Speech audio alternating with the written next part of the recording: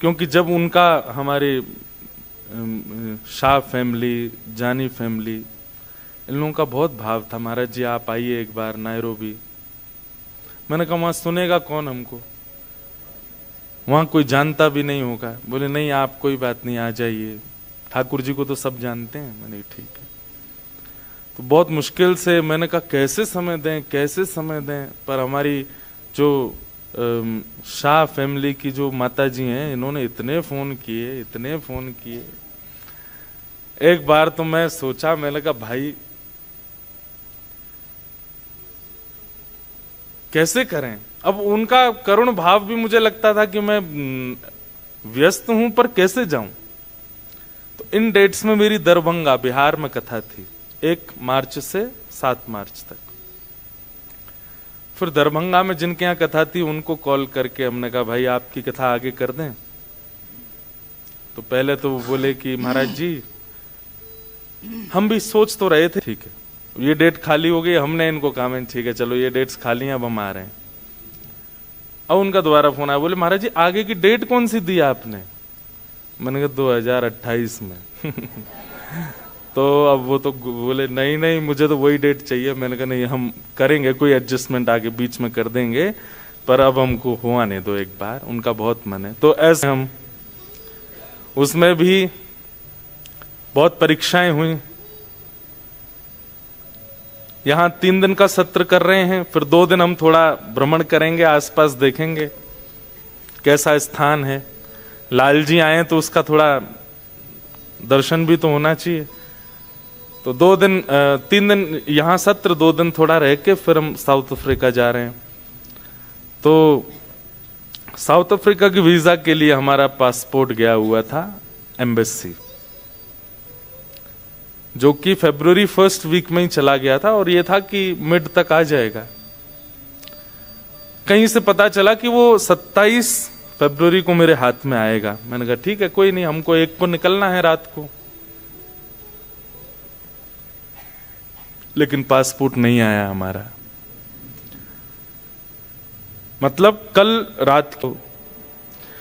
लेकिन हमारी कथा जो करा रहे थे वो सुप्रीम कोर्ट इंडिया के चीफ जस्टिस वही कथा करा रहे थे। उनसे प्रार्थना की कि आप कुछ योजना बनाइए।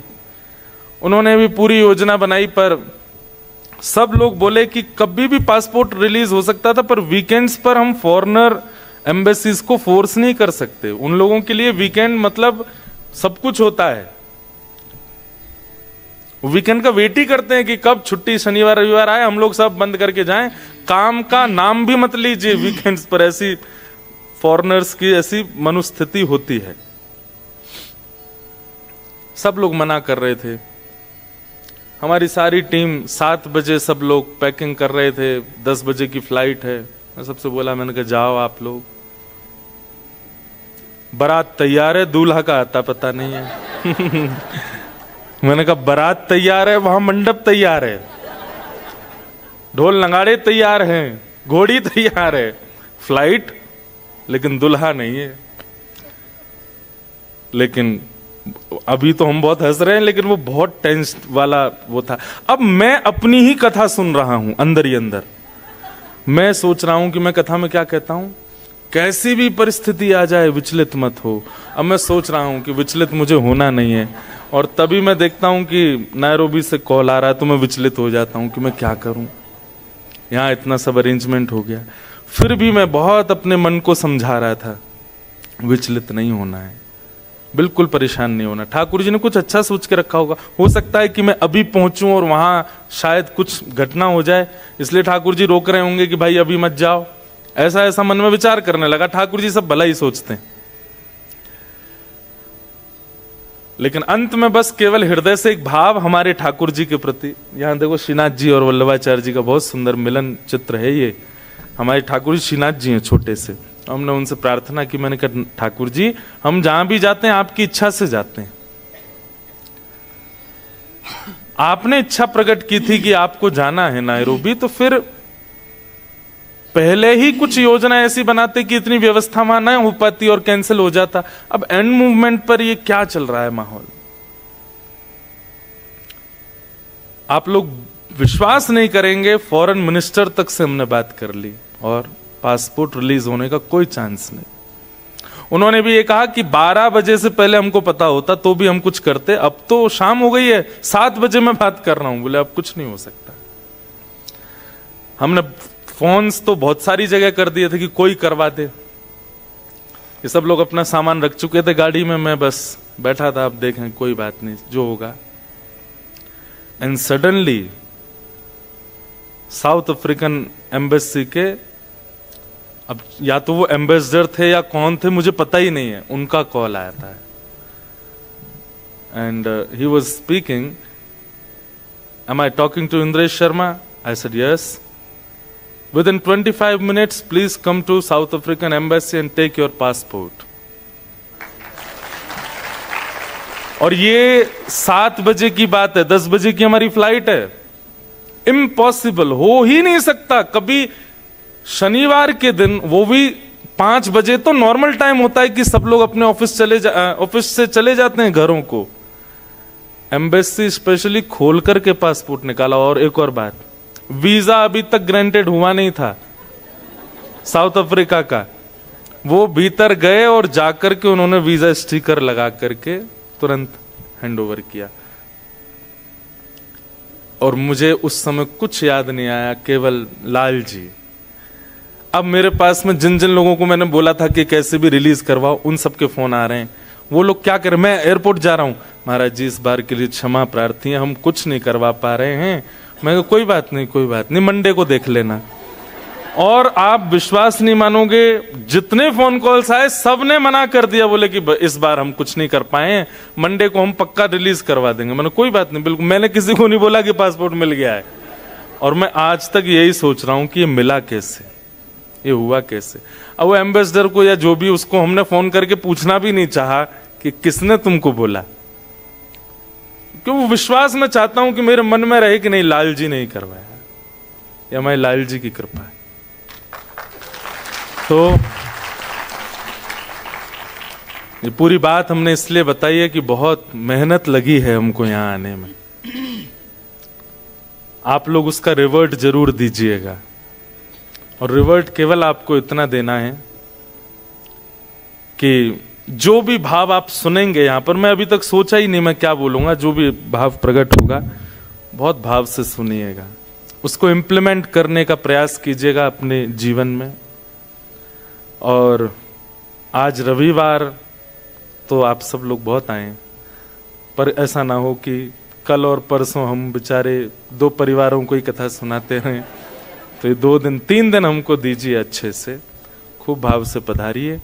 और मुझे बहुत अच्छा लगा आकर के, यहाँ के सब लोगों को देख कर के बहुत मन में, मुझे तो थोड़ी थोड़ी खुशबू इंडिया जैसी लगी, यहाँ की मिट्टी की जो खुशबू है।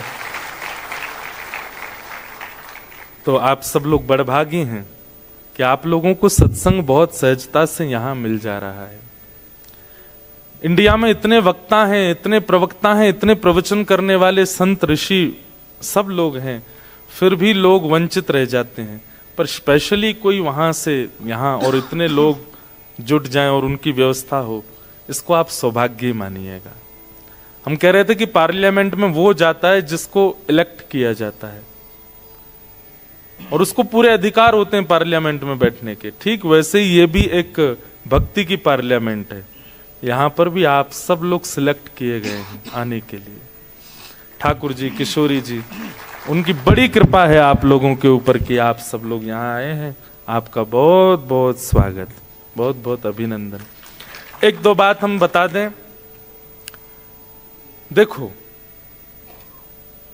भक्ति हो, ज्ञान हो, प्रेम हो, भक्ति के जितने भी रूप हों, वो सब टिकते किसके हृदय में हैं? वैष्णव सब हैं, सनातनी सब हैं, पर रेगुलर नहीं बन पाते। वो स्थिरता नहीं आ पाती हमारे मन में। आपने एक नियम धारण कर लिया कि मुझे रोज इतनी माला करनी है, आप 1 हफ्ते बाद उस नियम को तोड़ दोगे, नहीं हो पाएगा, कंटिन्यूटी नहीं बन पाती है। वो स्थिरता क्यों नहीं आ पाती है? क्योंकि हमारे चित्त में एक पात्र नहीं है, वो उस पात्र का नाम है जिज्ञासा। इसलिए इस कथा में एक बात का ध्यान रखिएगा कि आप जिज्ञासा जरूर कीजिएगा मन में। अगर कोई प्रश्न आए आपके मन में कि मुझे इसका उत्तर जानना है, तो आप हमको लिख करके यहां दीजिएगा। बट मेरे यहां बैठने से पहले, उससे पहले ही आप यहां पर अपना प्रश्न दे दीजिए। और प्रश्न लेकिन कैसे होने चाहिए इसका बहुत ध्यान रखिएगा।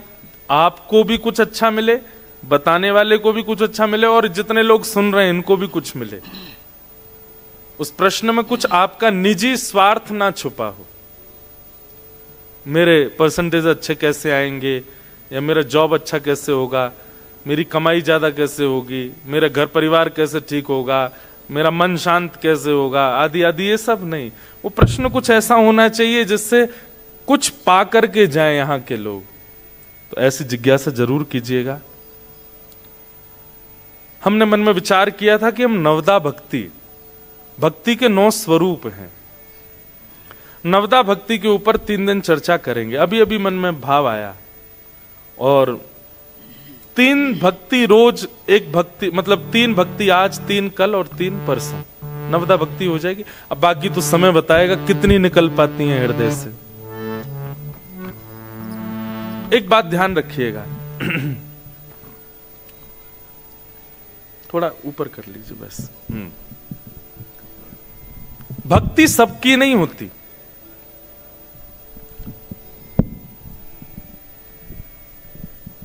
हमारे वैदिक सनातन धर्म में अनेक देवी देवता हैं, सबकी भक्ति नहीं होती, सबकी पूजा होती है। क्या होती है?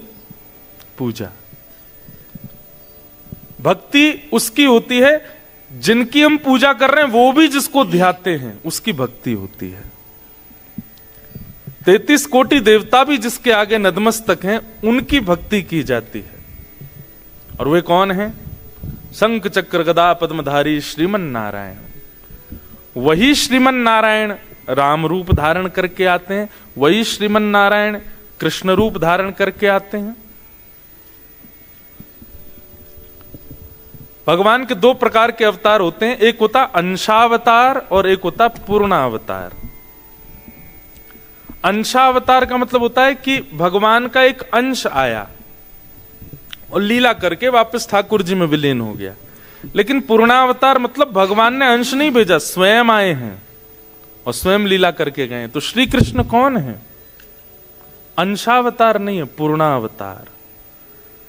वही शंख चक्र गदा पद्मधारी साक्षात नारायण भगवान 2 भुजा धारण कर लेते हैं, अपनी प्रभुता को गौड़ कर लेते हैं, अपने हृदय के स्वभाव को प्रदान कर लेते हैं और ब्रजमंडल में नंद नंदन बन करके आ जाते हैं।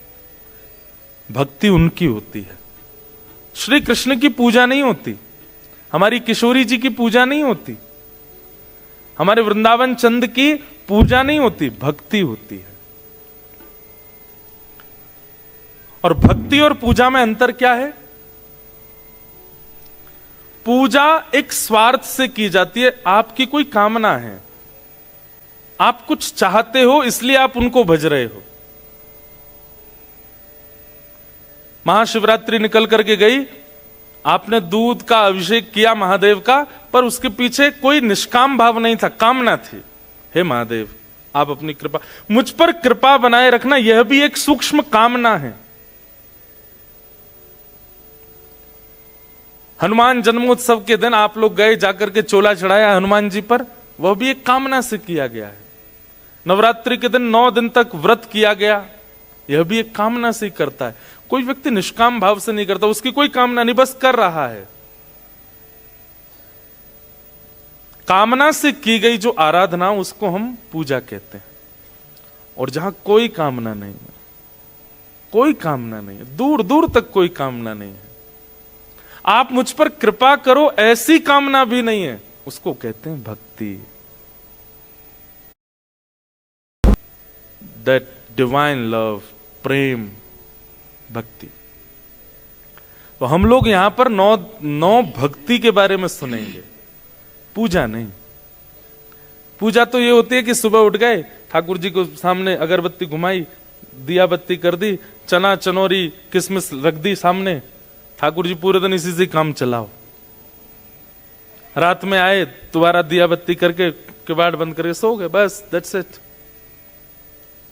भक्ति में तो जैसे कोई अपनत्व के साथ सेवा होती है, अपनत्व की सेवा होती है, अपने की चिंता होती है, वो भक्ति का स्वरूप होता है। वहां चिंता भी होती है, वहां प्रेम भी होता है, वहां गुस्सा भी होता है, वहां लड़ाई भी होती है। कल हमारे एक पंडित जी, जब हम वीजा का वो पासपोर्ट का नहीं मिल रहा था, तो मुझे किसी ने बताया, बोले आप तो ऊपर बैठे थे, वो हमारे ठाकुर जी से लड़ रहे थे, लाल जी से लड़ रहे थे। बोले कि आप ऐसा क्यों करते हो, इतनी व्यवस्थाएं करवाने के बाद में, और वो पासपोर्ट नहीं दिलवा रहे हो, और देखियो अब तुम्हें बताएंगे हम, जाओगे कहां ब्रजवासी इंत बच के, रहोगे तो हमारे पास ही। वो ऐसे ऐसे कह रहे थे, रुक जाओ, रात में भोजन नहीं कराएंगे तुमको आज।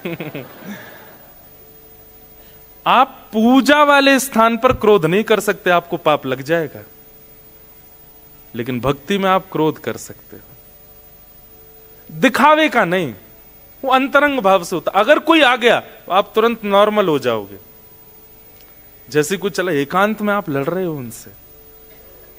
और मैं कथा में एक बात कहता हूं कि जहां प्रेम का बहुत इन्वेस्टमेंट किया जाता है ना, वहां आप क्रोध की लागत लगा सकते हो, पर जहां प्रेम दिया ही नहीं है, वहां अगर क्रोध किया गया तो हाथ पांव तोड़ दिए जाएंगे आपके। जिसको आपने प्रेम ही नहीं किया, जिसे इसने ही नहीं किया, उस पर जाकर गुस्सा करो।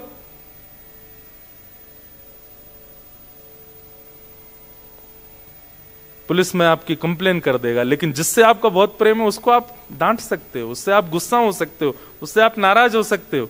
ये देखिए, गुस्सा होना, नाराज होना, डांटना, झगड़ना, ये सारे दोष हैं, पर यदि प्रेम के अंतरंग हो तो यह एक गुण है। जहां प्रेम में झगड़ा ना हुआ हो, जहां प्रेम में लड़ाई ना हुई हो, जहां प्रेम में थोड़ी भी नोक झोंक ना हुई हो, वो प्रेम कैसा? एक माता जी थी, अपने ठाकुर जी की सेवा करती थी। अब एक चीज बहुत ध्यान से सुनिएगा, ऐसा कभी मत मानिएगा कि आप भक्ति मार्ग में आ जाएंगे तो आपकी लाइफ से सारी दुविधाएं चली जाएंगी, ऐसा कभी नहीं हो सकता। अगर ऐसा होना होता तो कल हम रो नहीं रहे होते पासपोर्ट के लिए। मैं भाई यहां बैठकर के प्रवचन केवल आपको कोई नया ज्ञान नहीं दे रहा, आप बीती भी बता रहा हूं, अपने ऊपर जो घटना घटी वो भी बीच बीच में कोट कर रहा हूं। तो ये मत सोचिएगा कि अगर मैं कथा वक्ता हूं, अगर मैं नाम जप रोज करता हूं, मैं अपने ठाकुर जी, तो मेरी लाइफ में बहुत स्मूथ है, मेरी लाइफ बहुत सिंपल है, बहुत स्ट्रेट है, कोई दिक्कत नहीं। ऐसा नहीं है, सब है। अब कल ही की एक घटना और सुनो। हमको ये नहीं पता था कि यहां आने के लिए वैक्सीनेशन चाहिए होती है। वो तो भगवान की कृपा कि हमारे एक भैया एक दिन पहले आ गए, उनको एयरपोर्ट पर पूछा गया वैक्सीनेशन हो गई? बोले हाँ कोविड की। कोविड की नहीं, येलो फीवर की। बोले ये क्या होता है? अब ये भी लोग भी इतने व्यस्त थे कि इन्होंने बताया ही नहीं हमको कि यहाँ ना, हमको पता था कि भाई ऐसा कुछ होता है। अब उसका फोन आया, महाराज जी वैक्सीनेशन करवा के आना। मैंने कहा भाई ये क्या भला है? मैंने कहा कथा सुनाने के लिए सुई तो मैंने कभी नहीं लगवाई, ये पहली बार ऐसी विदेश यात्रा जिसके लिए वैक्सीन लगवानी पड़ेगी। तो बोले वहां जाने के लिए जरूरी नहीं है, वापस आपको इंडिया आना है तो आपको वैक्सीन होनी चाहिए, क्योंकि वहां अगर बाय चांस आपको मॉस्किटो बाइट हुआ तो फीवर, वायरल जो भी। अब शनिवार को सारे सरकारी अस्पताल बंद, उनमें कहीं भी, मतलब ठीक है वैक्सीन करने के बाद वो बाद में सर्टिफिकेट देते हैं, हमको तो ऑन पेपर एंड टाइम पे चाहिए। और लास्ट दिन की मैं दिल्ली में कथा घोषणा कर चुका था सुबह 11 बजे से, अब दफ्तर खुल रहे हैं 10 बजे, 9 बजे से पब्लिक बैठी है कथा सुनने के लिए, और मैं इतना परेशान। मैंने कहा पासपोर्ट है नहीं, वैक्सीन लगवानी पड़ेगी। गए वहां जाकर के उन्होंने पहले तो चेक किया कि इनको कोई वो तो नहीं है, क्या बोलते हैं उसको, एलर्जी तो नहीं है। फिर बोले अब आधा घंटा हम चेक करेंगे, अगर आपको एलर्जी हुई तो। मैंने कहा सुनो ये मत लगाओ ना, आप सीधा वैक्सीन कर दो। बोले देखिए अगर कुछ हो गया तो सीधे परम पद गई हूं। मैंने कहा इतनी खतरनाक वैक्सीन है क्या कि बिना एलर्जी चेक किए लगा दी तो सीधा हो जाएगा?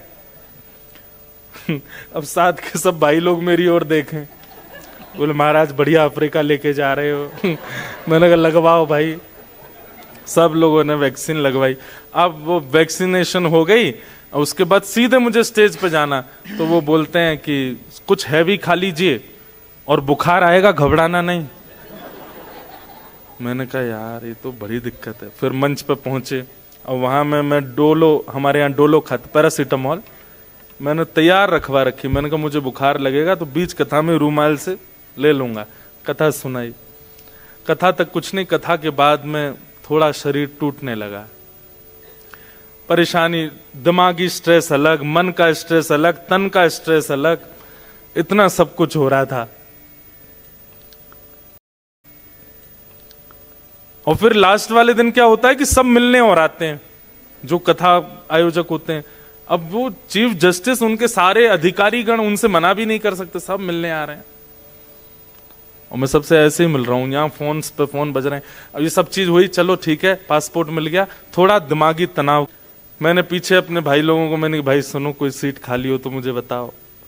मैंने कहा चलो इनका तो जो भी काम चल रहा है। इधर थोड़ा सा हुआ तो यहाँ एक बूढ़ी माता जी बैठी थी। अब I just want to say just please make some distance. मैंने कहा क्यों? I have some personal issues, I just want you should not touch me. मैंने कहा अरे भगवान, मैं पूरे रास्ते ऐसे आया हूं मुंबई से नायरोबी तक। भैया इस कथा के लिए बहुत इन्वेस्टमेंट किया गया है। तो आप ये नहीं कह सकते कि साधक की लाइफ बहुत इजी होती है। आप वैष्णव हो तो आपकी लाइफ में कोई दिक्कत नहीं होगी, ऐसा नहीं हो सकता।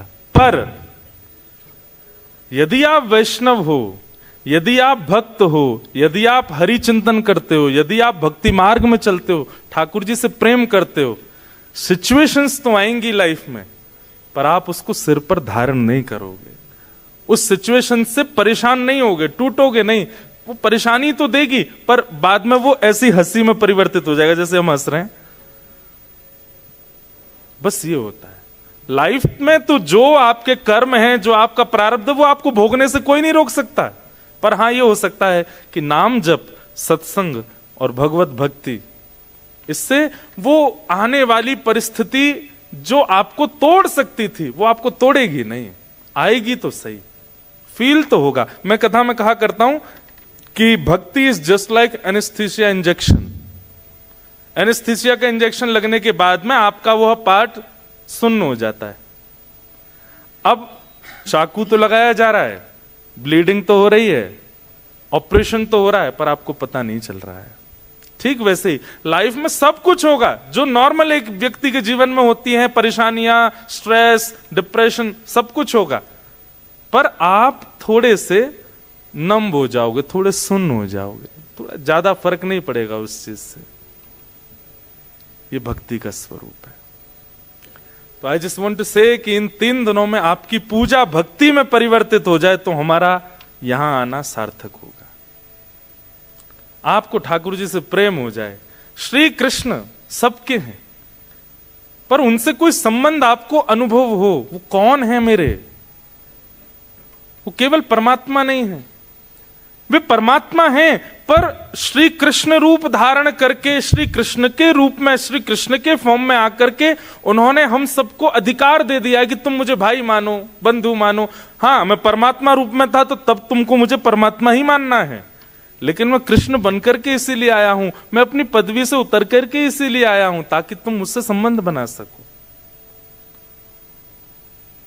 और एक बात और सुनिएगा, सतयुग, त्रेता, द्वापर, कलयुग, ये 4 युग हैं।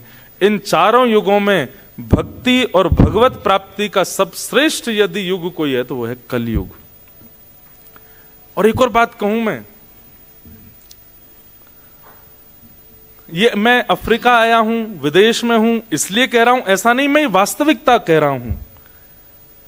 इंडिया में रह करके, भारत में रह करके, वृंदावन में रह करके, वृंदावन में आसपास रह करके, या किसी भी तीर्थ क्षेत्र में रह करके भजन करने वाले साधक की भक्ति ठाकुर जी स्वीकार करेंगे, परंतु अपने देश से दूर, व्यवस्थाओं से दूर, भक्ति से दूर, एनवायरमेंट से दूर, ऐसी विपरीत अवस्था में भजन करने वाले की भक्ति ठाकुर जी शायद सहजता में करने वाले से ज्यादा स्वीकार करेंगे।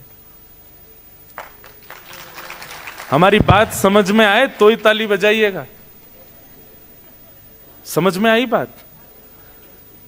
एक तो देखो, वो बालक डॉक्टर बन गया जिसकी माताजी भी डॉक्टर थी, पिताजी भी डॉक्टर थे, दादाजी भी डॉक्टर थे, दादी भी डॉक्टर थी, परदादाजी भी डॉक्टर थे, ताऊ जी भी डॉक्टर हैं, चाचा भी डॉक्टर हैं। उस घर में अगर बालक डॉक्टर बन जाए कोई खुशी नहीं होती किसी को। नॉर्मल बात है, फ्लो चला आ रहा है, जीन्स में ही डॉक्टरी है। लेकिन जहां पिताजी भी डॉक्टर नहीं है, माताजी भी नहीं, पुरखों में कोई डॉक्टर नहीं रहा, और उस परिवार में कोई बालक यदि डॉक्टर बन जाए तो उसका उत्सव पूरा नगर बनाता है। ठीक वैसे ही इंडिया में रहकर के भजन करना और वहां रहकर के भक्ति साधना करना, ठाकुर जी को लगता है माँ भी तो करती हैं, पिताजी भी तो करते हैं, और चलो माता पिता नहीं भी करते, एनवायरमेंट में तो भक्ति है। हर तीसरे घर में एक वैष्णव तो है, हर पांचवें घर में हरिनाम संकीर्तन तो हो रहा है। और अभी तो जो हमारे वृंदावन के पूज्य श्री प्रेमानंद जी महाराज, द यूट्यूब सेंसेशन, किसी समय में सेंसेशन होते थे गायक लोग, रैपर्स लोग, उल्टा सीधा करने वाले, आजकल सेंसेशन महात्मा हैं। अब तो पूरी दुनिया सुनती है, पूरा भारत का हर दूसरा घर सुनता है उनको, पूरे विदेश में सुनते हैं। वहां रह करके भजन करने वाले के लिए एक एनवायरमेंट तो है, एक फ्लो तो है, जिस फ्लो में जाकर के वो भजन कर सकता है। उसको कथा सुननी है तो अभी इंडिया में इस वक्त ऐसा कोई नगर ऐसा नहीं होगा जहां कथा ना चल रही हो। आप मुंबई में पूछ लोगे तो वहां भी किसी की कथा चल रही होगी, अहमदाबाद में भी चल रही होगी, दिल्ली में भी चल रही होगी, कोलकाता में भी चल रही होगी, चेन्नई में भी चल रही होगी, लेकिन केनिया में एक ही चल रही है अभी। इसका मतलब क्या है? यहां इजी नहीं है, फिर भी आप भजन कर रहे हो, तो ठाकुर जी की दृष्टि आप पे ज्यादा है। फ्लो में आपको पतवार भी नहीं चलानी पड़ेगी, नाव उतरती चलने लग जाएगी। लेकिन नाविक आप तब माने जाओगे जब आप विपरीत दिशा में नाव चला के दिखाओ। यहां से फ्लो आ रहा और आप उसको काट के नाव चला के दिखाओ, तब आप नाविक माने जाओगे। तो आप लोग तो नाविक हो, आपके लिए तो फ्लो बिल्कुल उल्टा है। यहां पर आप बाहर कहीं भी खा नहीं सकते, यहां किसी के भी घर जाकर के आप कुछ ले नहीं सकते, यहां पर सब विपरीत है। हर प्रकार से भोग्य वस्तु सुलभ है। एक बात याद रखिएगा, विदेशों में एक चीज है, भोग की वस्तु बहुत इजी है, चाहे जीव की हो, चाहे आंखों की हो, चाहे हाथों की हो, चाहे पैरों की, चाहे गुप्त इंद्रियों की। यहां भोग करना बहुत आसान है, पर भोग की स्थान पर योग करना बहुत कठिन है। वो अगर आप कर रहे हो तो ठाकुर जी की निश्चित है आप पे दृष्टि है। तो इसलिए अब ये 3 दिन का सेशन पूजा को भक्ति में परिवर्तित करना और भक्ति को प्रेम लक्षण में परिवर्तित करना, इसलिए हम लोग बैठे। नवदा भक्ति अगर पॉसिबल हो सके तो ट्राई कीजिएगा कि आप लिख सको। और देखिए यहां सब बैठे हैं, हमारे सिख भाई भी बैठे हैं, हमारे सब वहां गुजरात के भी लोग बैठे हैं। गुजरात के तो ज्यादातर होंगे, केम छोता में है तो ज्यादातर गुजराती है। हमारे पंजाब के भी, गुजरात के भी, हो सकता है सब जगह के लोग बैठे हैं यहां पर। सब लोग सुनिए ध्यान से। हमारे रास्ते अलग हो सकते हैं पर गंतव्य एक ही है। नदियां पहाड़ों से भी जाती हैं, नीचे पृथ्वी से भी जाती हैं, पर मिलती सब समुद्र में ही है। इसलिए हमारे रास्ते अलग हो सकते हैं पर हमारा गंतव्य एक ही है, श्री। इसलिए अब आप सब लोग हो सके तो लिखने का भी प्रयास कीजिए, कोई बात छूट ना जाए। आइए नवदा भक्ति, उस प्रसंग में हम लोग प्रवेश करें। 9 प्रकार की भक्ति है। सबसे पहले तो इन्हीं को याद कीजिएगा, 9 भक्ति कौन कौन सी। श्रवणम कीर्तनम विष्णु, स्मरणम पाद सेवनम, अर्चनम वंदनम दास्यम, सख्य आत्मनिवेदनम। सबसे पहली भक्ति का नाम श्रवण, दूसरी कीर्तन, तीसरी स्मरण, चौथी पाद सेवन, चरण सेवा। स्मरणम श्रवणम, कीर्तनम विष्णु, स्मरणम, पाद सेवनम, पांचवी अर्चनम, छठवीं वंदनम, सातवीं दास्यम, आठवीं दास्यम सख्य मित्रता, और नौवीं आत्मनिवेदनम। ये 9 भक्ति हैं। और वी कैन से 9 स्टेप्स, 9 सीढ़ियां हैं। जैसे ही 9 सीढ़ियां चढ़ जाओगे, एक द्वार है, वो आप नहीं खोल सकते। ये 9 सीढ़ियों में एक एक बटन है, उस पर जैसे चढ़ते जाओगे 9वीं सीढ़ी पे पहुंचते ही द्वार अपने आप खुलेगा। और वो द्वार क्या है? निकुंज का द्वार। हमारे ब्रज की भाषा में निकुंज का द्वार, जहां प्रिया प्रियतम विराजमान है। या फिर अपनी भाषा में कहें तो वैकुंठ का द्वार, स्वर्ग का द्वार, अनेक अनेक भाव। वहां कौन बैठे हैं? श्यामा श्याम। उनका मधुर दर्शन, उनका मधुर श्रवण, ये नवदा भक्ति के बाद प्राप्त होता है। और इसका मतलब ये नहीं है कि आई एम टॉकिंग अबाउट कि 9 भक्ति पार करने के बाद डेथ, नहीं। हमारा सबसे पहला कॉन्सेप्ट ही क्या है? मृत्यु के बाद ठाकुर जी का दर्शन नहीं करना है, जीते जी करना है, जीवित अवस्था में करना है। मृत्यु के बाद किसी ने पूछा, किसी को पता है कहां जाता है, कौन क्या, सब बताते हैं, लेकिन हम लोग तो बिलीव करते हैं ना कि पहले हमसे किसने फेस किया। तो मृत्यु के बाद कौन कहां गया, ये तो इतना प्रमाणित है भी शास्त्रों की बातों से, पर जीते जी भगवान मिले ये तो बहुत प्रमाणित है। श्री चैतन्य महाप्रभु को प्राप्त हुए, भक्तिमती मीराबाई को प्राप्त हुए, सूरदास जी को प्राप्त हुए, श्रीमद वल्लभाचार्य जी को प्राप्त हुए, श्री गुरु नानक देव जी को प्राप्त हुए, नामदेव जी को प्राप्त हुए, तुकाराम जी को प्राप्त हुए, जनाबाई को प्राप्त हुए। कितनों के नाम कहूं मैं? एक कथा हम सुनाते हैं, भौंदू को प्राप्त हुए। एक भौंदू नाम का भक्त था वृंदावन में, एक दिन सुनाऊंगा उसकी लीला। हमें यह तो पता है कि जीते जी तो बहुतों को प्राप्त हुए हैं, मृत्यु की प्रतीक्षा क्यों? मृत्यु की प्रतीक्षा नहीं। जैसे जीवित अवस्था में हमारा एक एम होता, हमारा एक उद्देश्य होता है, धन की प्राप्ति, वैभव की प्राप्ति, यश की प्राप्ति। इन 3 दिनों के सेशंस के बाद आप सबका एक एम और होना चाहिए, पता नहीं मेरे प्राण कब जाने वाले हैं, उससे पहले मुझे साक्षात उनको देखना है।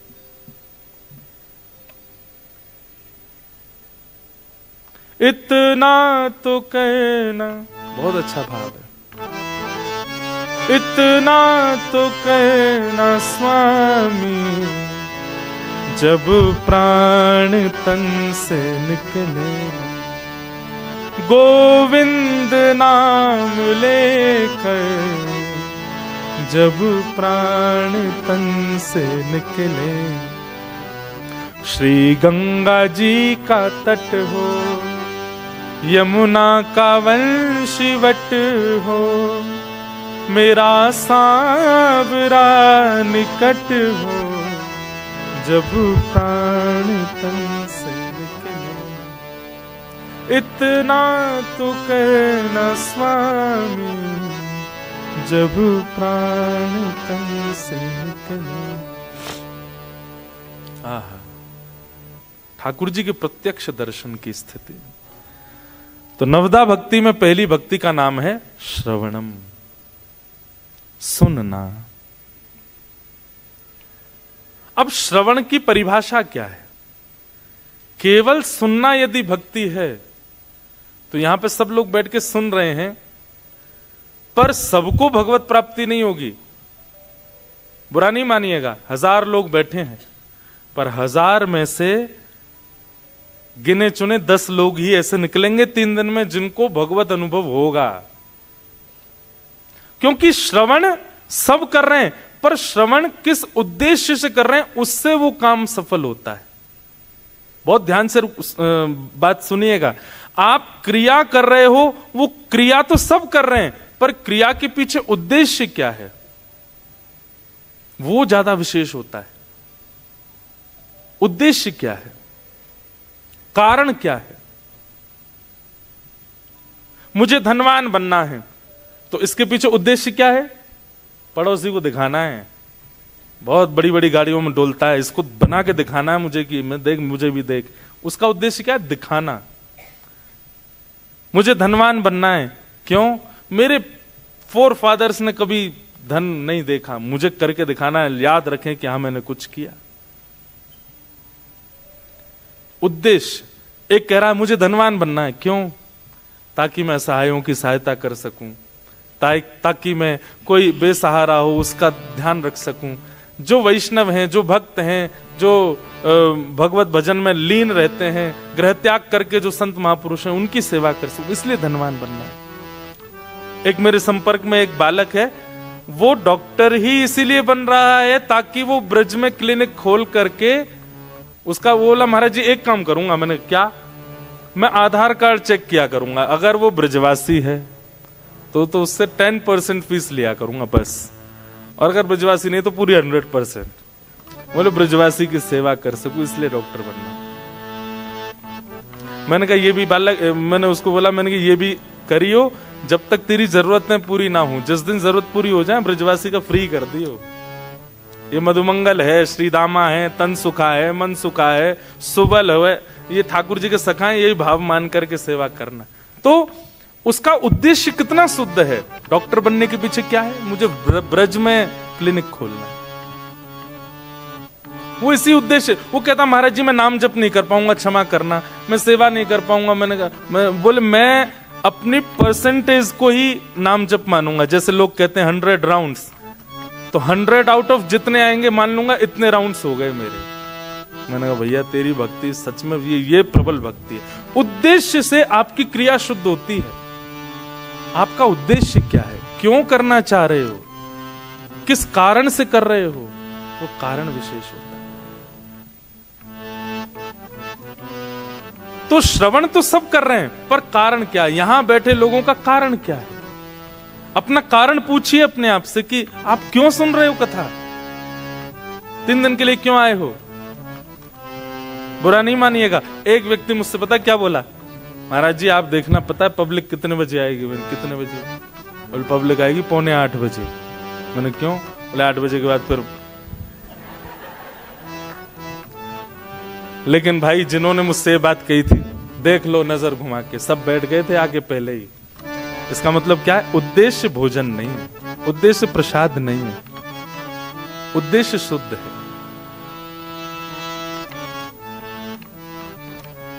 एक भक्त हुई भारत में, दक्षिण भारत में, साउथ इंडिया में।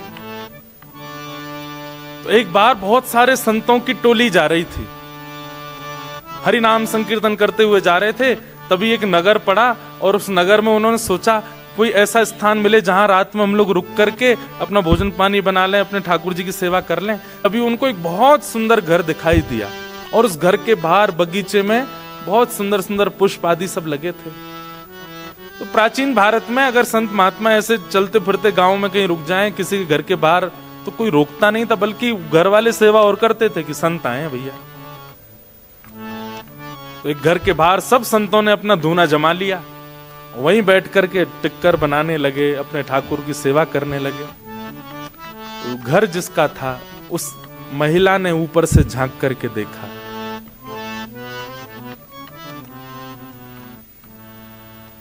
उसके नेत्र सजल हो गए कि आज मेरे द्वार पर संत आए हैं, मैं कुछ सेवा करूं। निकल करके बाहर आई, संतों को प्रणाम करने लगी।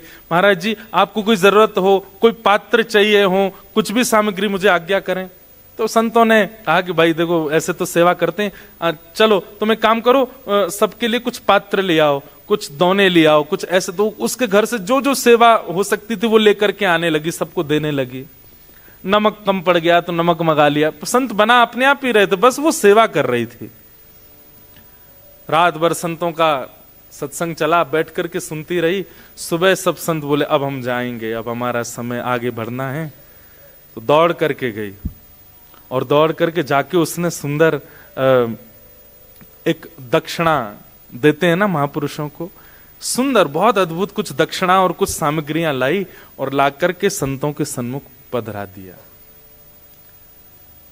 अब तो नहीं होता ऐसा, पर प्राचीन काल में संतों का ऐसा नियम होता था कि वे दक्षिणा देने वाले से पूछते जरूर थे, ये दक्षिणा कमाने का जरिया क्या है तुम्हारा, ये जो धन हमको दे रहे हो ये आता कैसे है, तुम्हारा काम क्या है, व्यापार क्या है, करते क्या हो।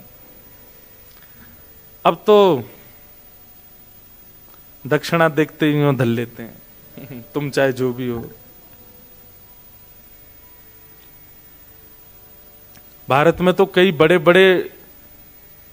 बड़े फ्रॉड लोग उस संत महापुरुषों को ऐसा बहुत सारा धन देकर के बिल्कुल अपना वो बना लेते हैं, जो अच्छा नहीं। तो संत ने पूछा कि बिटिया, इतनी सामग्री तुम सोना चांदी और जाने क्या क्या ये परात में लेकर के आई हो, ठीक है हम स्वीकार करेंगे, पर हमारा नियम है, गुरु आज्ञा है, इन सब को प्राप्त करने का स्रोत क्या है, कहां से आता है। उसके हाथ कांपने लगे, मुख मुरझा गया। बोली महाराज मैं झूठ नहीं बोलूंगी, पर मैं एक नगर वैश्या हूं, मैं नगर वधू हूं, लोगों का नृत्य करके रंजन करती हूं, गायन करके रंजन करती हूं, उसके बाद जो मुझे वो लोग देते हैं उससे सामने बैठे हुए संत भी आश्चर्य में पड़ गए, अब क्या करें। मन में बहुत दुखी हो गई कि मैंने जीवन में कभी किसी महापुरुष संत की सेवा नहीं करी, पर आज मेरा दुर्भाग्य है कि मेरे द्वार पर आप आ गए, ये मेरा सौभाग्य, मेरे घर की सामग्री आपने प्रयोग में ली, ये मेरा सौभाग्य, पर मैं अपनी वस्तु आपको अपना कर्म बता करके नहीं दे सकती, ये मेरा दुर्भाग्य।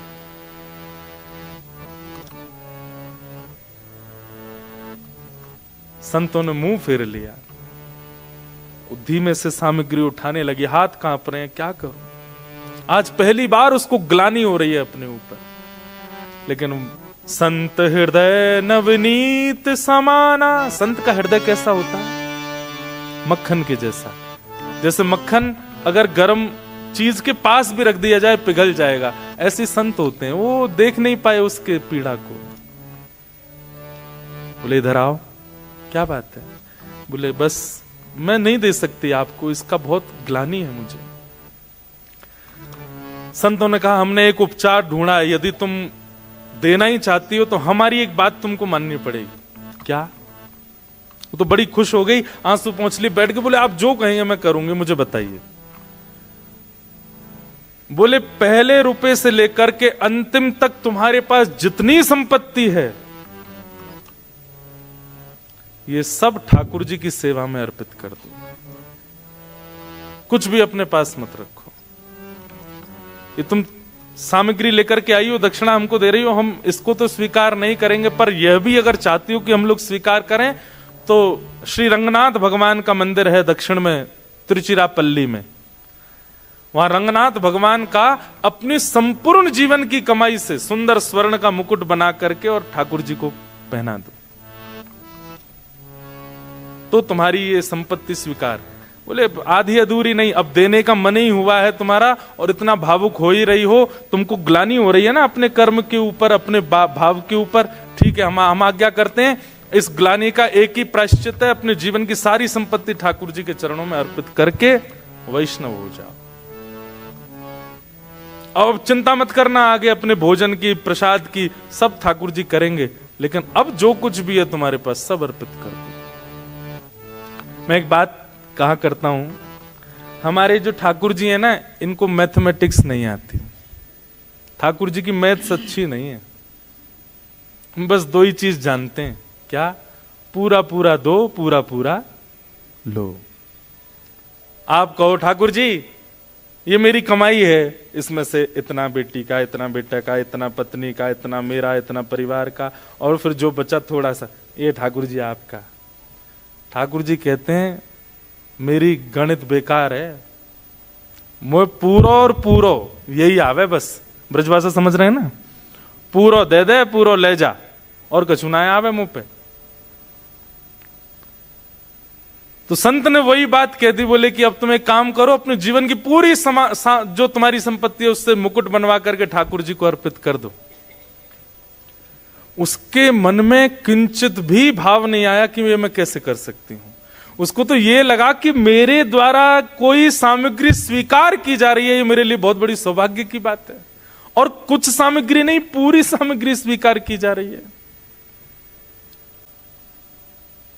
तुरंत लग गई। बोले महाराज जी आप बताइए, जैसा आप बताएंगे वैसा मुकुट बनवाऊंगी। पूरा बनाया गया, ऐसी मणियां, ऐसे ये संपत्ति देखी गई। कितनी संपत्ति है, संपत्ति इतनी निकल करके आई महाराज उसकी। बोले इसका पूरा मुकुट बनवाओ ठाकुर जी का। अद्भुत मुकुट निर्माण हुआ। और जब तक मुकुट निर्माण का कार्य चला तब तक साधु महात्मा कहीं गए नहीं, उसी घर के बाहर जहां बैठे तो वहीं बैठ करके वो भजन संकीर्तन करते रहे।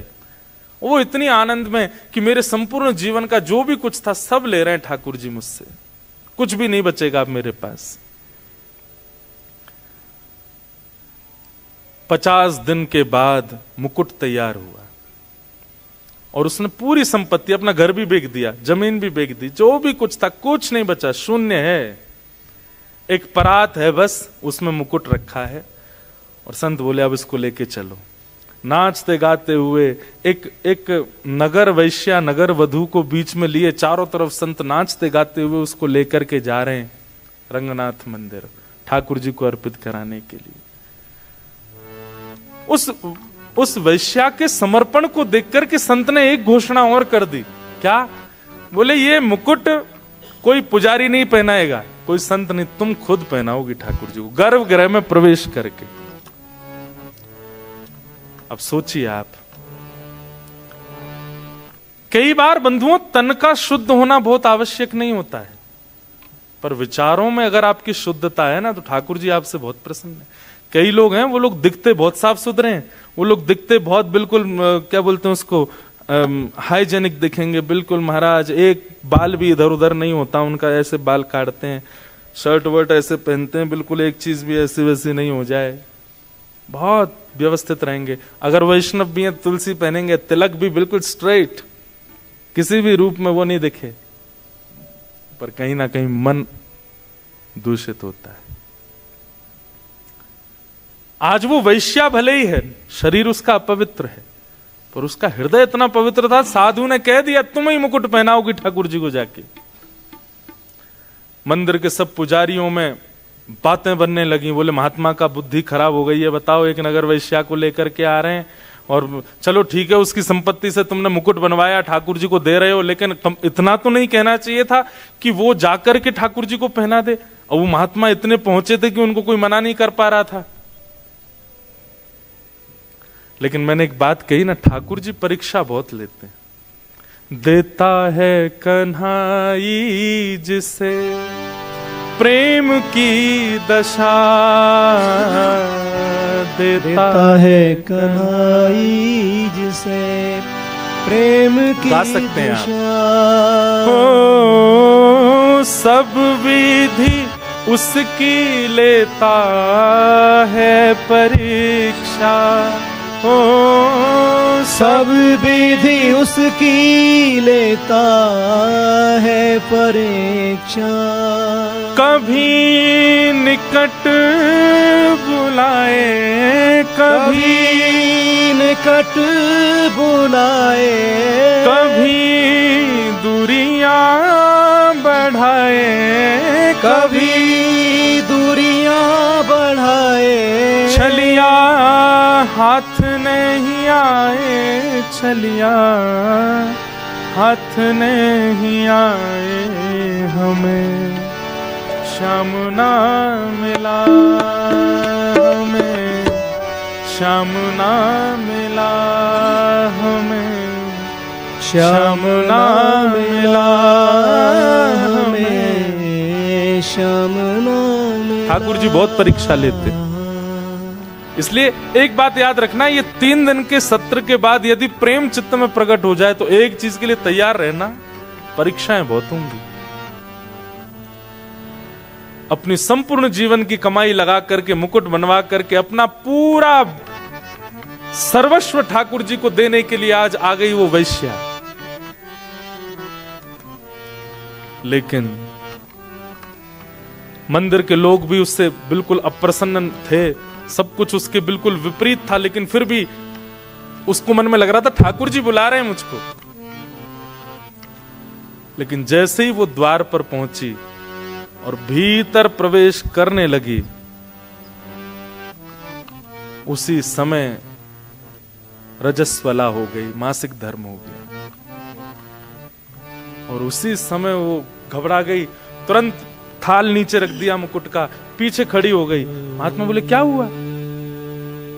अब बस रो रही है, कुछ कह नहीं पा रही। महात्मा बोले हुआ क्या, तुम पीछे क्यों हट गई हो? अब मैं अपवित्र स्थिति में हूं, मैं नहीं जा सकती भीतर।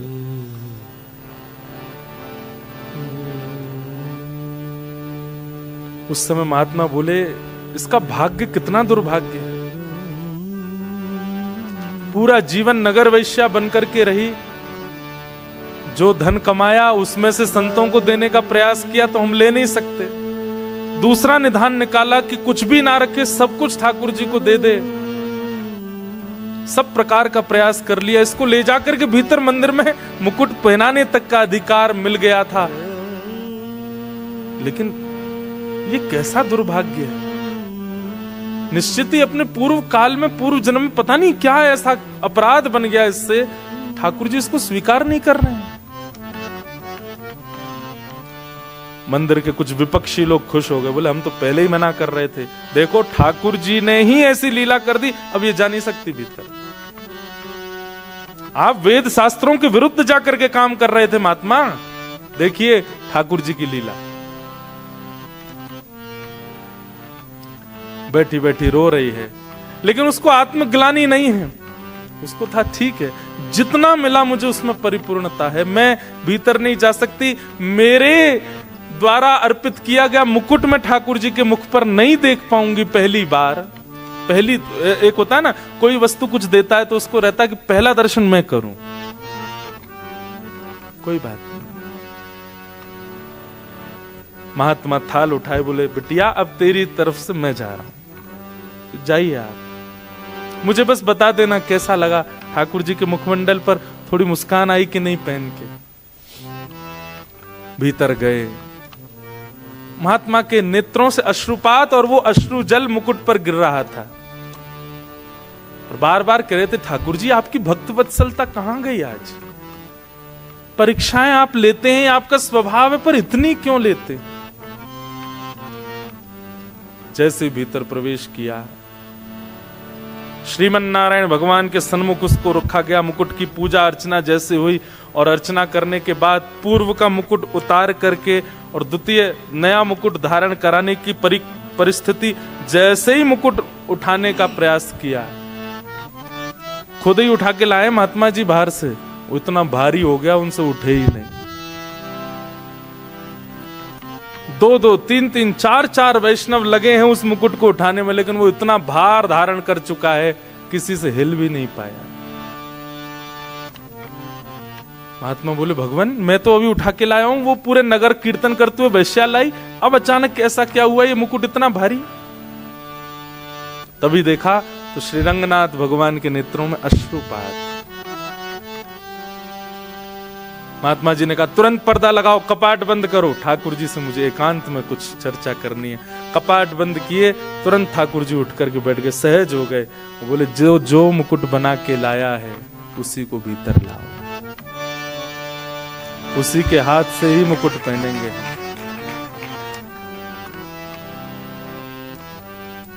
बंधुओं, एक वैश्या, उसके जीवन भर की कमाई, और वो भी रजस्वला अवस्था, और ठाकुर जी कह रहे हैं उसी को लेके आओ, उसी के हाथ से मुकुट पहनूंगा।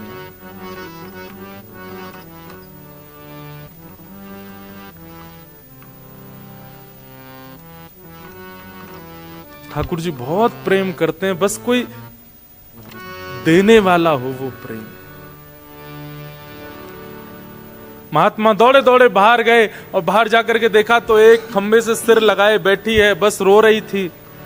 महात्मा जाके बोले जल्दी उठ। बोले आप दूर रहिएगा, मेरी छाया भी ना पड़े आप पर। प्राचीन भारत में तो बहुत नियम होते थे। महात्मा बोले मैं छाया से बचूं और उस जगत नियंता जगदाधार साक्षात तेरी प्रतीक्षा कर रहे हैं भीतर। हाथ पकड़ लिया उसका, वो रोने लगी, महाराज मुझे स्पर्श मत कीजिए। लेकर के भीतर गए और जाकर के कहा मुकुट पहनाओ ठाकुर जी को। जो मुकुट कितनों से नहीं उठा, लोग बाग वहां चिल्लाने लगे, कई लोग गालियां दे रहे थे, कई लोग उल्टा सीधा बोल रहे थे, आज अनर्थ हो रहा है, आज पृथ्वी फट जाएगी, आज बहुत बुरा हो रहा है, ये गलत है। लेकिन जिस मुकुट को कोई नहीं उठा पाया, जैसे ही उसने उठाया उठ गया। और ठाकुर जी ने अपने आप ही, ठाकुर जी की जो प्रतिमा थी उसका मुख नीचे हो गया और मुकुट ठाकुर जी ने धारण किया। और वो वैश्या, उसकी स्थिति तो कितने दिन के लिए मूर्छा में चली गई, वो मूर्छित हो गई। और जब उसकी मूर्छा टूटी, परम वैष्णव, और कुछ दिन भगवत स्मरण करने के बाद कहां भगवत धाम प्राप्ति हो गई। क्या उसका था? यह है ठाकुर जी का प्रेम, प्रेम लक्षणा भक्ति। बस प्रेम लक्षणा भक्ति का एक नियम आपको ध्यान रखना है, पूर्ण। आधा अधूरा, 1%, 10%, 50%, 60% नहीं चलता, 100 पूरा, तो ही वो प्रेम भक्ति मानी जाती, नहीं तो नहीं।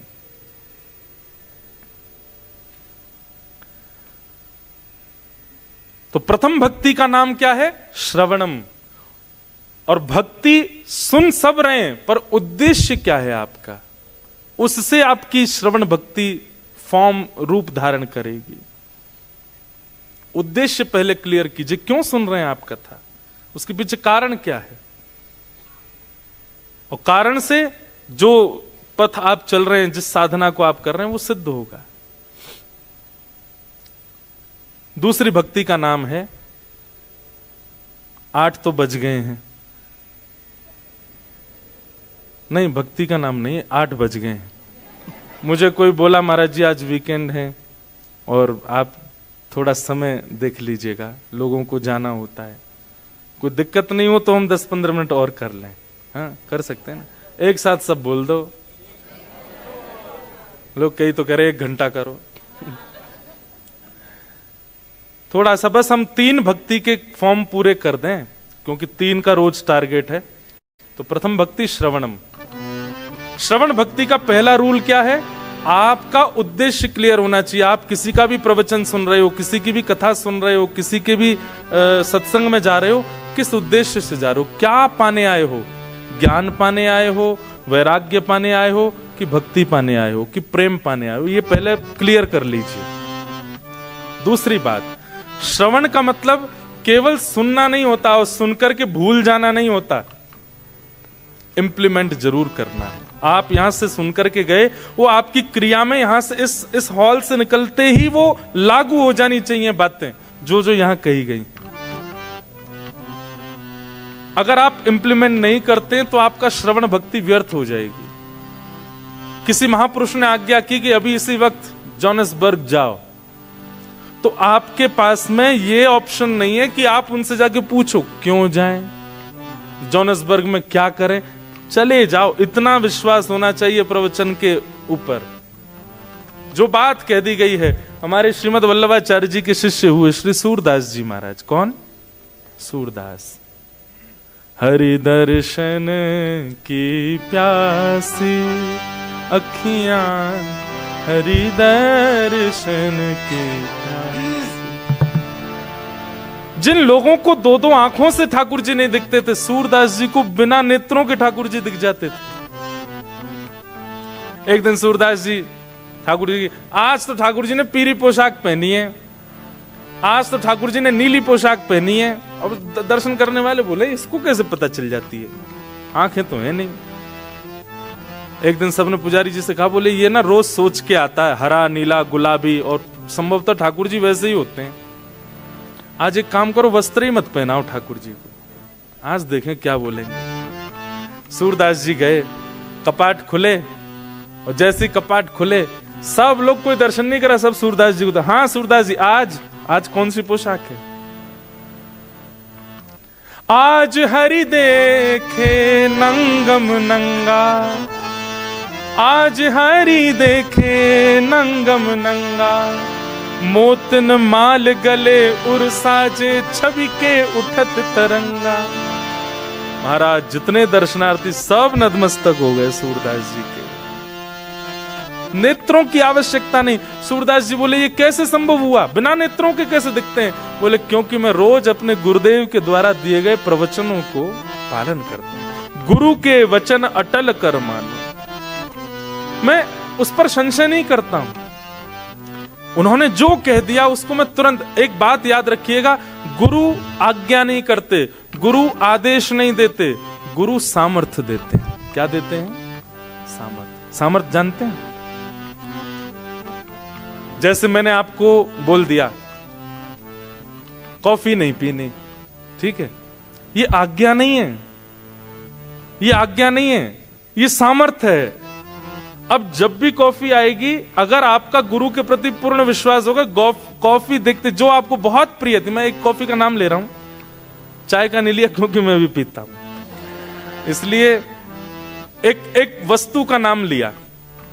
अब जब जब कॉफी आपके सामने आएगी ना, जिसको आप कभी नहीं छोड़ पाए थे उसके प्रति आपको घृणा हो जाएगी, मन ही नहीं होगा उसको, ले जाओ भाई, नहीं पी सकता। ये करना नहीं है आपको, अपने आप हो जाएगा। बस आपको वचनों के प्रति, शब्द के प्रति, श्रवण भक्ति के प्रति इंप्लीमेंट की भावना रखनी है कि जो मैंने सुना वो धारण होना चाहिए। पहली बात उद्देश्य क्लियर, दूसरी बात इंप्लीमेंट करना प्रवचन को, और तीसरी बात बहुत विशेष, जो अधिकारी नहीं सुन पाए हैं इस ज्ञान को, उनके सन्मुख जाके उसको बोल देना, बता देना। ये श्रवण, कई लोग होता है कथा सुनने के बाद भूल जाते हैं हम क्या सुन के आए। भूलना नहीं है, याद रखना। तो प्रथम भक्ति श्रवण, श्रवण से ही चित्त में ठाकुर जी आएंगे। दूसरी भक्ति का नाम क्या है? श्रवणम कीर्तनम विष्णु। दूसरी भक्ति का नाम कीर्तन।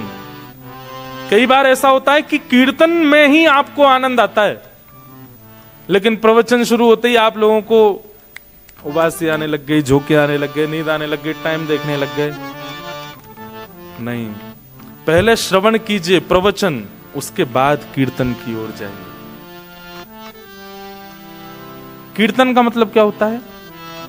कीर्तन का मतलब हरि बोल बोलना, श्री राधे बोलना, आदि आदि, ये सब कीर्तन करना। इसको कीर्तन नहीं कहते। कीर्तन का मतलब क्या होता है? जहां तन अपनी स्थिति भूल जाए। अभी 2 घंटे हो चुके हैं, हम लोग आपस में बैठे हैं, कई लोगों ने हो सकता है फोन भी नहीं देखा 2 घंटे में। पिछले 1 महीने का आप पूरा टाइम देखेंगे तो एक भी दिन ऐसा नहीं निकला होगा जहां हर 1 घंटे में आपने फोन ना देखा हो। पिछले 2 घंटे में आपने फोन भी नहीं देखा अपना। इसका मतलब क्या है? आपका तन अपनी कीर्ति भूल चुका है। कीर्ति से तन ऊपर की ओर उठ जाए और आनंद में भर करके सत्संग श्रवण करने लग जाए, उसको कीर्तन कहते हैं। आप आसन भी नहीं बदल पाए, आप एक बार भी विचलित नहीं हो पाए, आप इधर उधर भी नहीं देख पाए, मुझे खुद अभी पता चला कि 8 बज गए, ऐसी स्थिति हो जाए, मतलब आपका तन सामान्य स्थिति में जैसा रहता है वैसा ना रह करके कुछ एक्स्ट्रा ऑर्डिनरी हो जाए सत्संग के प्रति, उसको कीर्तन कहते हैं।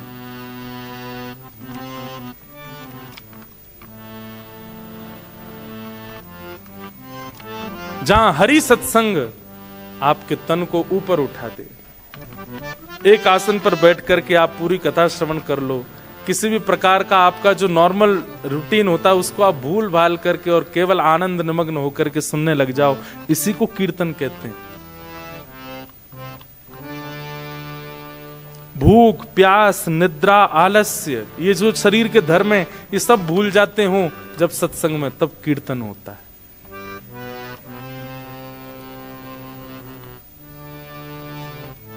सत्संग का प्रभाव।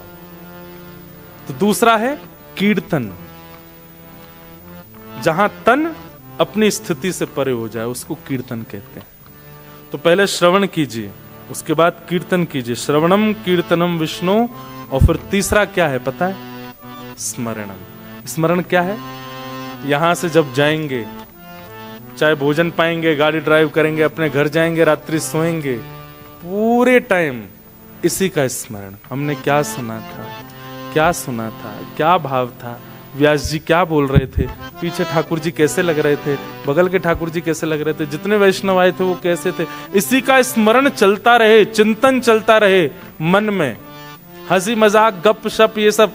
मैं तो एक बात कहता हूं, वैसे मानोगे नहीं, फिर भी मैं बोल देता हूं कि कथा के बाद 1 घंटा मौन रहना चाहिए। सुनने के बाद केवल चिंतन करो, क्या सुन रहे थे हम, इसको कहते हैं स्मरणम।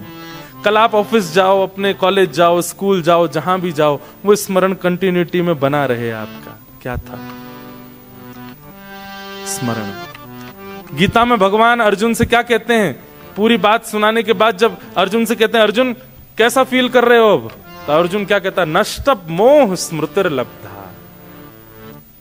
मेरा मोह नष्ट हो गया नाथ, और मुझे स्मृति प्राप्त हो गई है। आपने 18 अध्याय जो मुझे सुनाए वो मेरी स्मृति में है। मतलब अगर भगवान अर्जुन से कहें कि 4थे अध्याय का 5वां श्लोक सुनाओ, अर्जुन को वो याद नहीं होगा, पर अर्जुन की स्मृति में यह है कि मैंने महाभारत के युद्ध के बीच में ठाकुर जी से कथा श्रवण की थी। भगवान बोले स्मृति तुम्हारा कल्याण करेगी, बस स्मरण। श्रवणम, कीर्तनम, विष्णु, स्मरणम, ये 3 भक्ति के स्वरूप हैं, और इसकी विस्तार व्याख्या हम कल करेंगे। आज कथा 6:20, 6:30 पर प्रारंभ हो, पर कल 6 बजे ही हो जाएगी। तो आप लोग, जैसा वो भैया बता रहे थे, आप लोग चाहे अपने ऑफिस जाओ, चाहे दफ्तर जाओ, चाहे जहां भी जाओ, वहां से डायरेक्ट यहीं आ जाइए। और जरूरी नहीं है कुर्ता पजामा धोती पहन के ही आओ, जैसे ऑफिस ड्रेस में ही आ जाओ।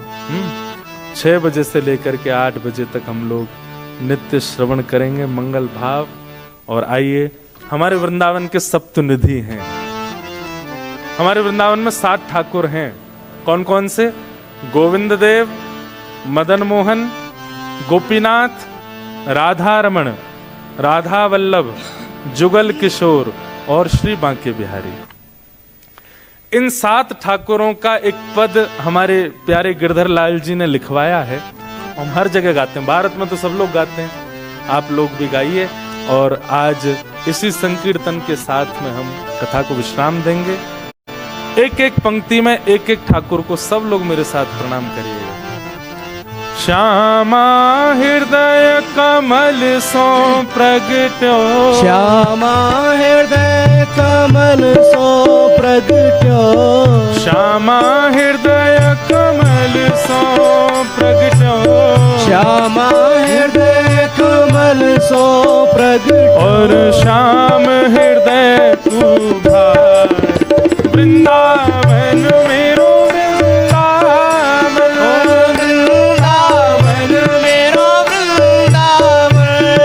सुनोगे? एक बार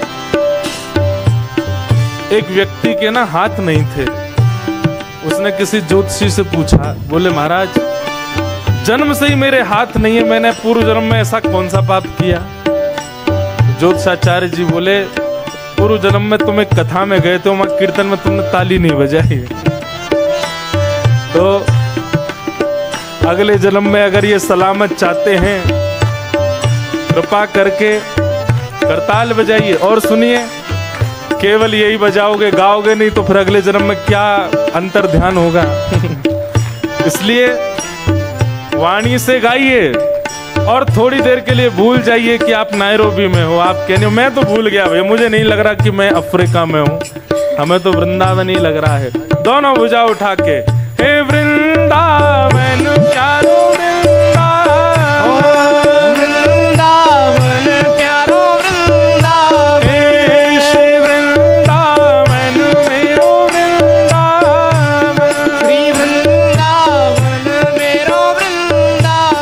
सब सुख सागर रूप उजागर रहे वृंदावन धाम, सब सुख सागर रूप उजागर रहे वृंदावन धाम, ओ सब सुख सागर रूप उजागर रहे वृंदावन धाम।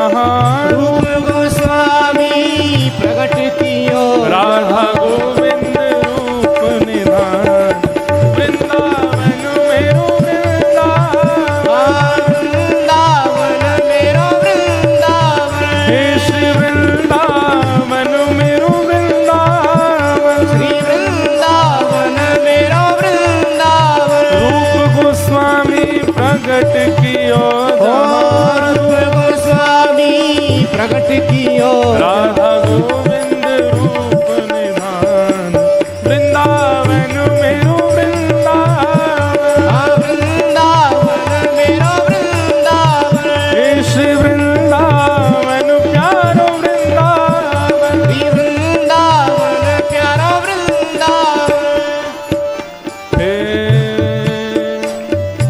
भुवन चतुर्दश की सुंदरता निधिवन करत बिहार भुवन चतुर्दश की सुंदरता निधिवन करत बिहार हाँ भुवन चतुर्दश की सुंदरता निधिवन करत बिहार भुवन चतुर्दश की सुंदरता निधिवन करत बिहार ओ श्यामा प्यारी कुंज बिहारी श्यामा प्यारी कुंज बिहारी श्यामा प्यारी बांके बिहारी श्यामा प्यारी बांके बिहार और जय जय श्री हरिदास वृंदावन मेरो वृंदावन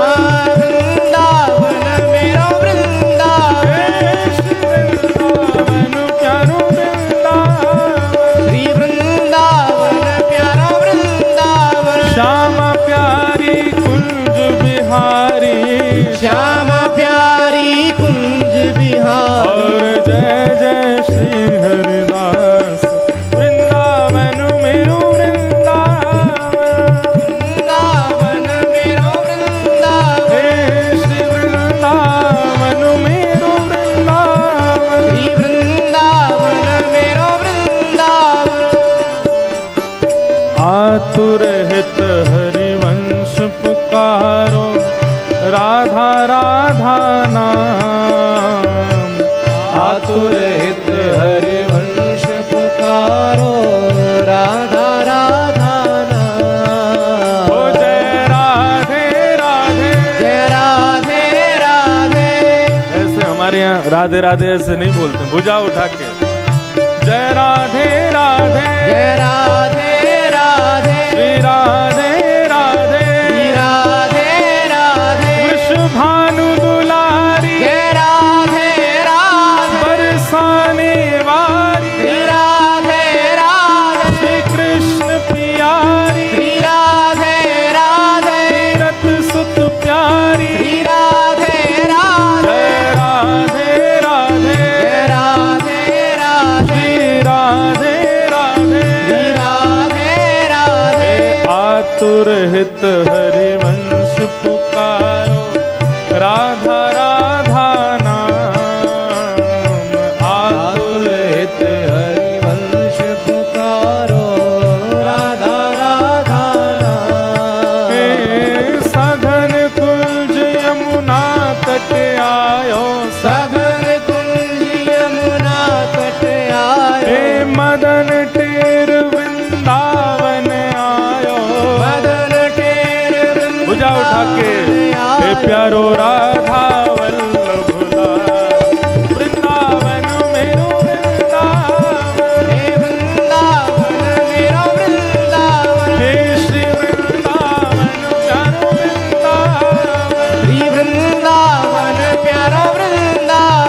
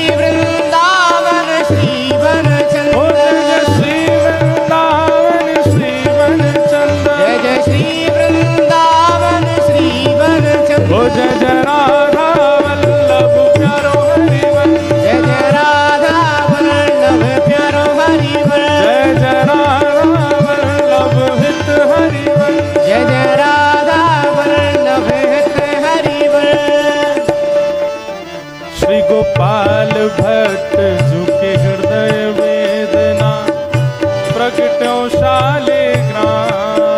श्री गोपाल भट्ट झुके हृदय वेदना प्रगट्यो शालिग्राम। एक बात बताइए, आप लोगों में से वृंदावन कितने लोग गए? हाथ ऊपर करो।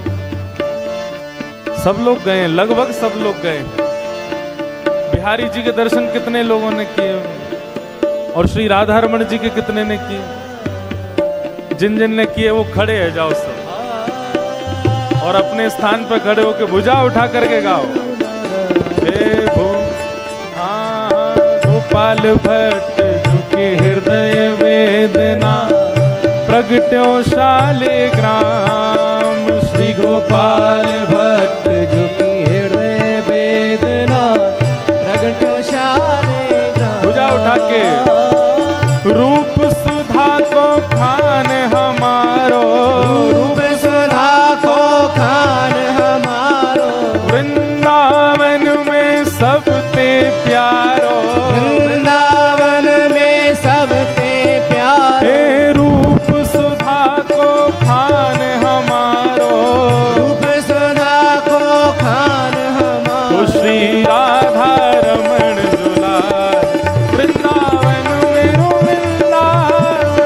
वृंदावन मेरो वृंदावन। हे श्री वृंदावन मेरो वृंदावन। श्री वृंदावन मेरो वृंदावन। ओ जय जय राधा रमण प्यारो राधा रमण। जय जय राधा रमण प्यारो राधा रमण। ओ जय जय राधा रमण प्यारो राधा रमण। जय जय राधा रमण प्यारो राधा रमण। हम अपने मन की बात बताएं, अगर मैं आपकी जगह होता तो कम से कम 1.5 फुट ऊपर उछल के नाच रहा हूं, लेकिन हम तो मर्यादा में व्यास मंच पर हैं।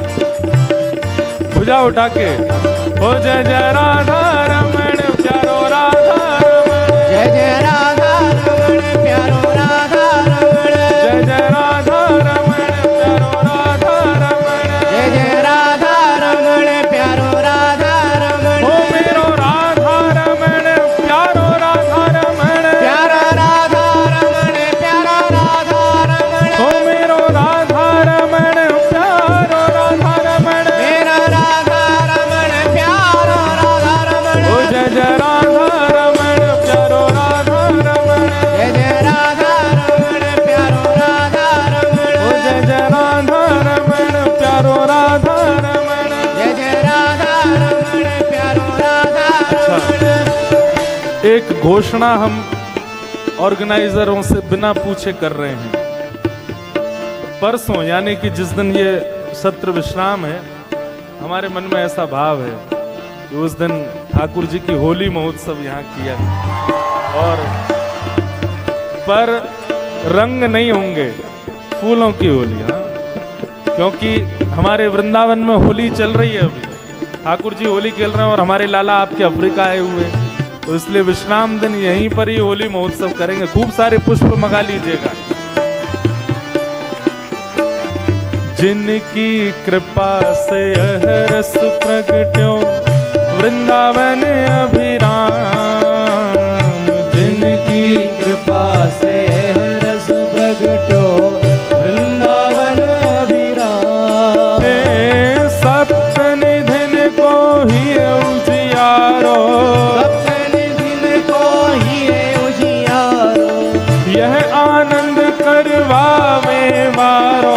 यह आनंद करवावे वारो। आज हम सबको मिलवावे वारो। आज हम सबको बुलावे वारो। हे हमारो गिरधर लाल वृंदावन मेरो वृंदावन। हे वृंदावन मेरो Vrindavan.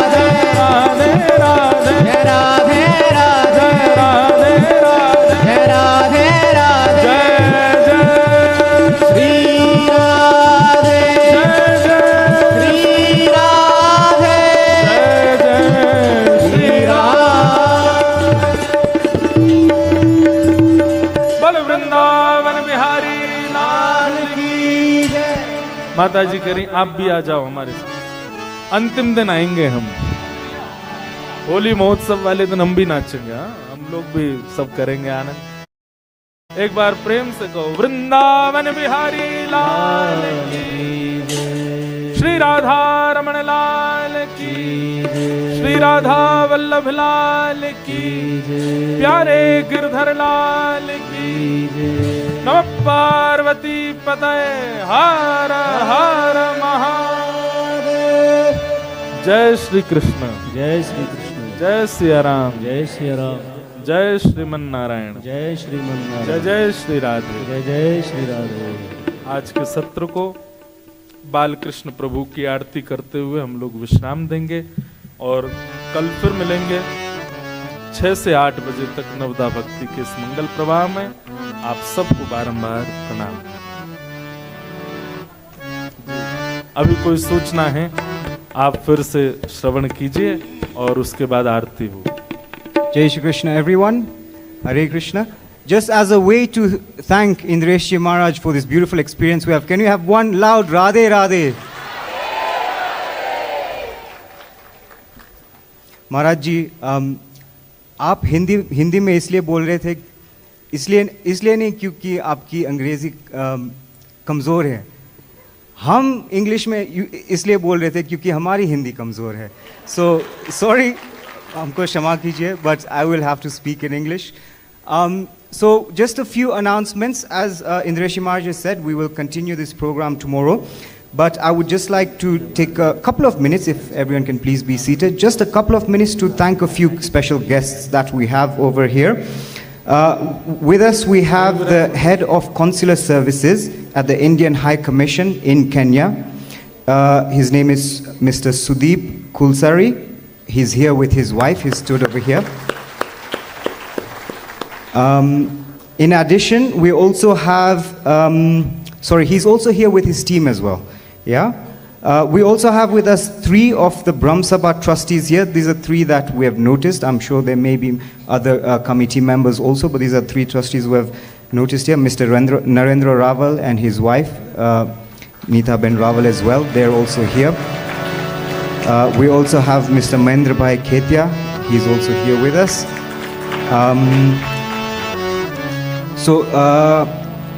With that, we would like to thank all of you. I've also noticed we have a few chairpersons as well and other committee members from our other member institutes around Nairobi. So a big thank you for them, to them also for attending this program. Thank you all very much. So from here, that's it. I'm done with my announcement. Ab Thakur ji और भागवत की आरती होगी अब. So दोनों यजमान परिवार को हम आगे बुलाते हैं आरती के लिए. As they come forward, please everybody who have been given those forms, or rather who have those forms, on your way out, kindly fill them up and leave them at the desk at the back. We will collect them. And obviously, please, after this, after Aarti, do not forget Prashad. There is Prashad downstairs. Please make your way there. Please, sabko, please, sab Prashad paake jaye. That's our request. मार्जी मैं कोशिश कर रहा हूँ थोड़ी हिंदी में बोलने की, so please. हम आपकी अंग्रेजी बहुत अच्छी है। अच्छा, मैं तो डर गया था कि मुझे भी बोलना पड़ेगा। हमको भी पता चला, आप जो बीच में थोड़ा जो बोल रहे थे अंग्रेजी, उससे हमको पता चल गया कि आपकी अंग्रेजी बढ़िया है। अरे हाँ, मेरी हिंदी कमजोर है इसलिए मैं इंग्लिश में बोल रहा हूँ। So please, the 2 यजमान परिवार, please come forward. इतनी आती है कि काम चल जाए।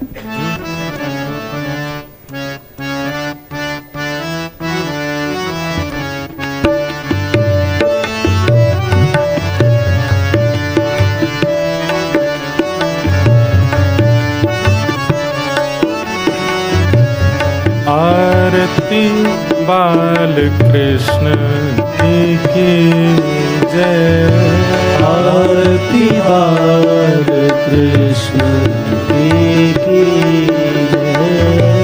अपनों जन्म सफल करनी जय, अपनों जन्म सफल करनी जय। यशोदा को परम दुलारो, श्री यशोदा को परम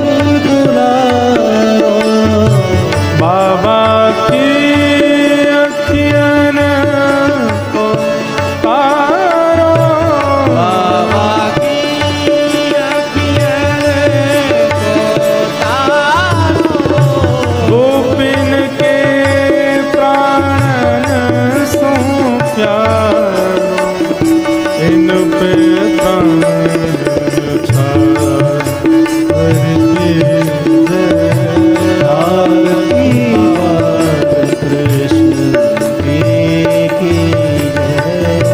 तो तेरी बोलनी मधुर सुहावे, तो तर बोलन मधुर सुहावे, सखन मध्य खेलत सुख पावे।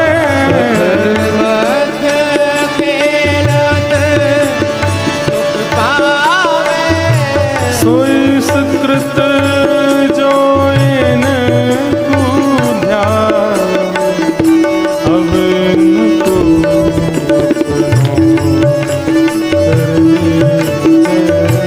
आरती कृष्ण की जय। श्री राधावर सुगण कन्हैया, श्री राधावर सुभग कन्हैया, ब्रज जन को नवनीत कवैया। जन को नवनीत कवैया। देखत ही मन लेत चुरैया, अपनों